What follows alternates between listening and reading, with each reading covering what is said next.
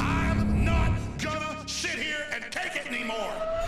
There is Billy Corgan on his Facebook page. He says he doesn't know about the Smashing Pumpkins musical band. I don't know what it's called. No, I'm teasing you. So folks can obviously follow that. But I think we should use these. The censorship is ratcheting in now. And we were always there before it got really bad. But we're going to complain about it while they drowned us, while they push our head under the water. Because they say, oh, it's our platform. In fact, the media is even cheerleading Facebook to, hey, censor people against Trump and things. You know, it's your platform. But you advertise it's our little safe space to share our life with others. If I'm not violating your terms of service, well, now their terms of service says you can't disagree with someone, Billy. Right. So go back to the idea of conscientious participation. Is that system that you're engaging in, is that actually helping to enslave you and take you away from the world and or America that you want to live in? Or is it empowering you? And then you have to make those decisions. I only use Facebook and Twitter to inject that it's the Matrix, kind of like a warning, you know, sign or an airplane flying over dropping leaflets over Nazi Germany. Does that make sense? Yes, but I guess what I'm coming at is you know, the soccer mom who's got 2 kids. She's overburdened. She loves Facebook because she gets to look at her sister's photos. Or Leanne, meet her in the break. No, what I'm saying is, and I'm not even trying to demonize anybody because you can take those things 50 different ways. And most people, although they can relate to what they're saying, they don't really understand how it affects them and or is how, look, it's a numbers game. If 10% of people left any social system right now, that would be critical damage against those systems. I'm not calling. You're talking about like a Facebook strike or a Twitter strike until they start behaving better. We need to use our power. Look, I'm talking about people understanding that they have a lot more leverage in the system than they think. Right. Okay. So is your leverage to leave? Is your leverage to call for a boycott? Is your leverage to band together and try to create your own movements like you do, using those systems to your benefit? Not reducing yourself to what you would call the enemy, but actually rising above and calling for a higher conversation. We have to somehow leverage the fact that we exist on these platforms and not just let them program us. Right. Well, when you're finding out that they have been subverting people's tweets and hiding conservative voices that are out there. Sorry, I interrupt you. I remember what I was going to say. Look, the critical, if we want to kind of loop together social media structures, the social justice warrior movement, and all that kind of stuff, and even the rise of you know, let's call it this other voice in that sort of discourse, which is using the sort of the old leftist tactics now on the right side, the Breitbarts and Dr. Savage, who's now risen to a prominence after a long and distinguished career. Okay, what is to me, what stitches that all together? Free speech. Free speech. Once we lose free speech in this country, forget it. It won't matter what we think. When Drudge visited, he said, look, they're coming after free speech next year. This is next year. I was listening that day, and I think that was probably one of the most important moments in the history of your broadcasting. Because that shows you that he sees something, you see something, and together it's like that, you know what they call that multiplier. 1 × 1 = 100. You and Drudge on even the same wavelength, even if you guys don't agree about a lot of stuff, you guys on the same wavelength, that's the power. That's the force multiplier. Huge amplification. Right, but what is the common stitch there? Free speech. Once we give up free speech in this country, it is over. It is over. And that's what the social justice warriors and the new left are pushing. They're weaponized anti-free speech. Right. Well, how does that make you feel? Weaponized anti-free speech. Billy Corgan warns of weaponized anti-free speech. Watch the clips. I am horrified to see young people who are coming from a variety of backgrounds, and you could argue maybe even feel they have a right and or a true story to feel that they're victims in a culture or a system that doesn't recognize their participation as it should. Those are important and relevant discussions that are ongoing in America and will probably, hopefully they will end one day, but they won't end in our lifetime. All right, stay there. And Leanne's going to pop in on this on the other side. Follow them on Facebook. I know why they want us in a trance, though. To be alive, I'm not bragging. I'm like, I did drugs here and there in like high school and college a few times, and they didn't really boost but being really alive and involved and knowing what's going on, I like bounce off the walls. I'm like high. I've had 1 cup of coffee today. and some fruit punch. I mean, I am literally bouncing off the walls because it's so exciting to be talking about 9/11 truth and now seeing it be top headlines and be talking about autism caused by stuff happening in the gut and to see it now in mainstream news. I mean, we really are seeing victories for humanity. The government, the FDA has come out and said take fluoride out of the water 2 years ago. They haven't done it yet, but it is success. Billy, you've dropped a lot of bombshells during the breaks. Recap some of what you've said about my generation, your generation versus some of the new generations, where this battle is. Then Leanne McAdoo, jump in here because you're going to be interviewing Billy for a special report we're going to air in a few weeks. Right. Well, again, I think when we're talking about most people that we know, the people in our families, our extended families, they don't see their participation in this. So they just feel like they don't even exist. Well, one of the most positive aspects of the Trump campaign is he connected the dots on those people who feel disenfranchised by the system.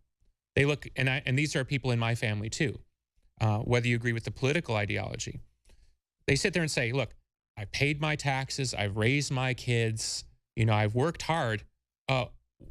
Why am I being asked to carry some additional burden here? Like, why are we not having this conversation? Why am I being guilted into something? Why am I not celebrated for working 60 hours a week for 40 years? Why is, and you and I have talked about in the past, the disintegration of the family vis-a-vis the media culture. The man is always dumb and made fun of, and like even commercials where people get like electrocuted. I mean, what kind of culture are we in now where it's like funny to watch somebody get electrocuted? And oh, by the way, buy insurance. That was one. Well, I'm not bashing transsexuals, but they have this RuPaul thing where she's driving race cars and eating fetuses. It's just all this celebration against life.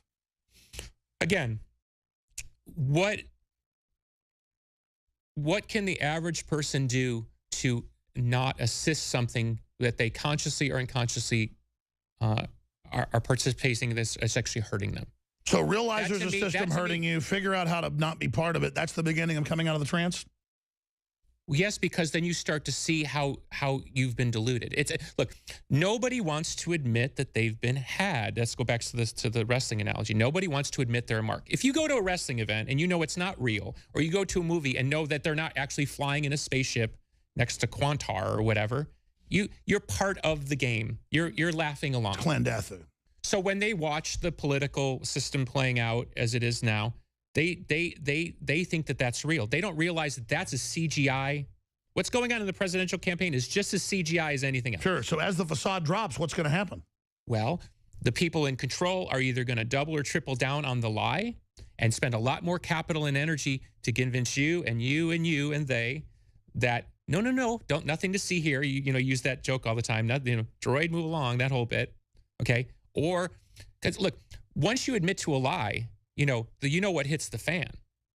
And this thing has been puffed up to the point where when it goes, it's gonna be very messy. I agree. Leanne McAdoo, any questions for Mr. Corgan? Well, I just think, I mean, on that note of contributing to certain social systems and things, Twitter, for instance, it has the ability to connect a lot of people and create these movements. But we talked earlier about how now it seems sort of the powers that be have figured out how to control those movements, or they see, oh, the zeitgeist, this is happening. Sure, they're testing, steering it, sabotaging it. Right, and so Twitter, for instance, back in the day, could get a lot of people out for revolutions. Now they just use a hashtag, and they're doing their part. Look, imagine you're sitting somewhere in some central command system, like you are here, and you have access to all the analytics.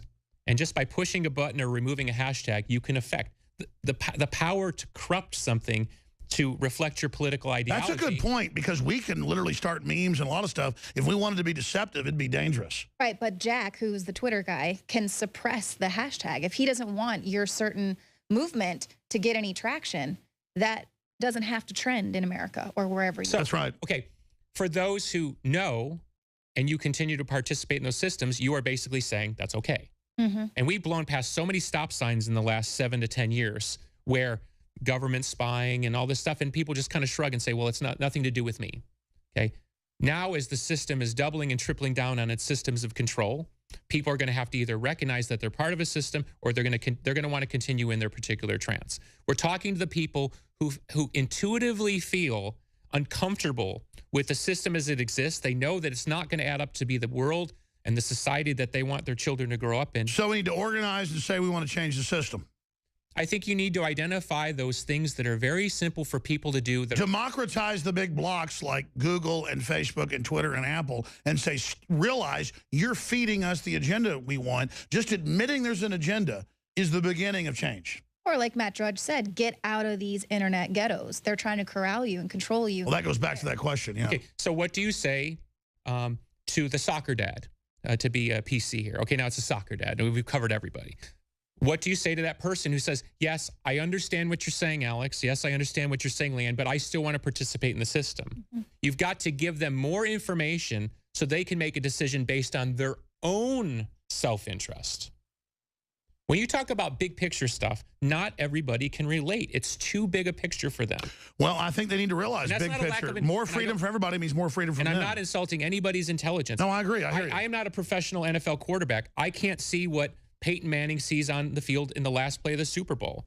He spent 57,000 hours studying film, so he can see that that guy's going to break open where you and I wouldn't, okay?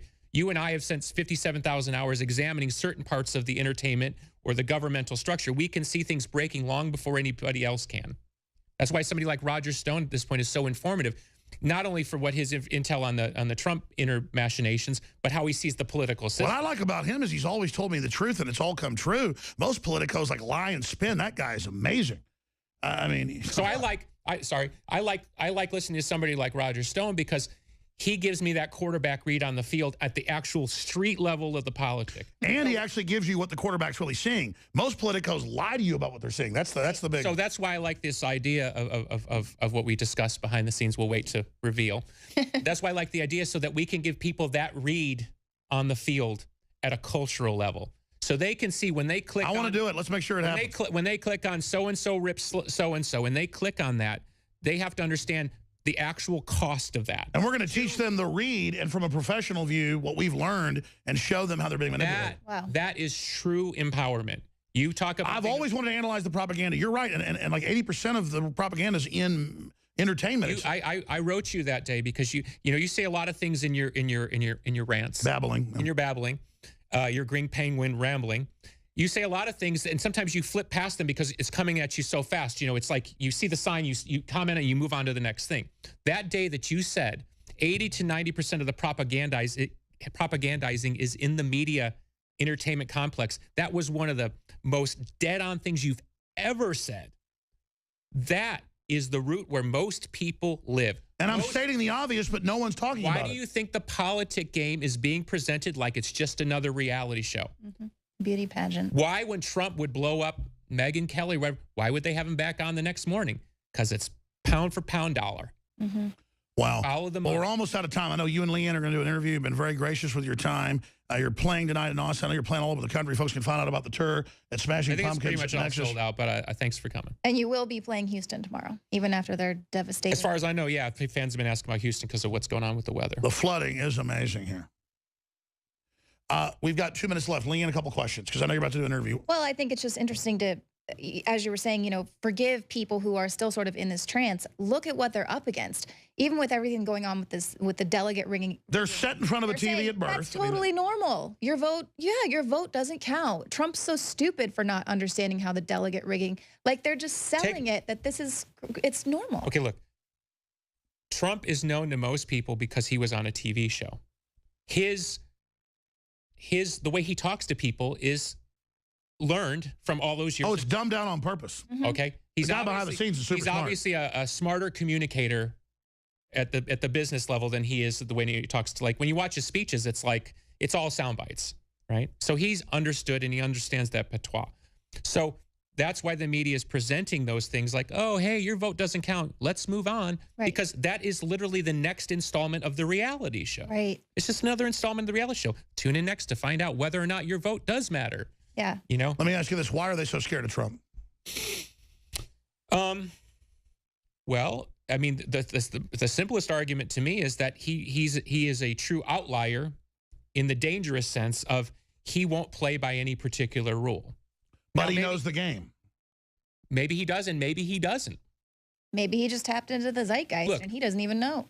Hey. Maybe he just tuned into this show one too many times. We've all that's really what happened. I'm sorry. Let's be real simple here for the sake of argument.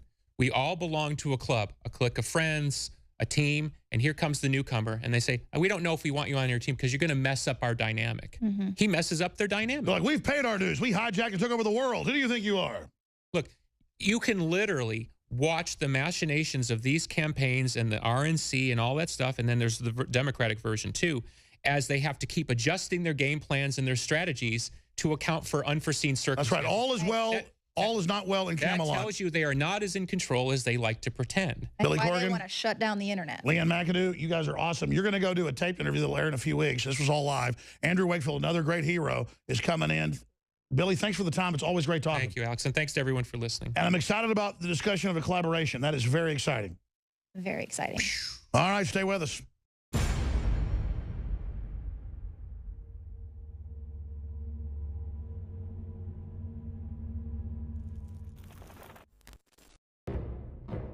Thousands of years ago, there was a basic form of chivalry. Our ancestors would hear the drums of war, giving the warriors of the tribe a chance to organize and prepare a defense. 60 years ago, when foreign air forces were approaching filled with bombs, they had drums of their own, air raid sirens. But in the 21st century, there are silent weapons for quiet war. Pathogens added to the food and water, into the lining of plastics that destroy our vitality, turn off our hormones, and accelerate our journey towards death. I personally counter this onslaught with Anthroplex. Anthroplex is designed with known organic concentrated herbs to create the basic foundation to normal metabolic activity inside the human body. Discover why Anthroplex is turning so many heads today. It's time for us to take our bodies back into our own hands, and it starts at InfoWarsLife.com with Anthroplex.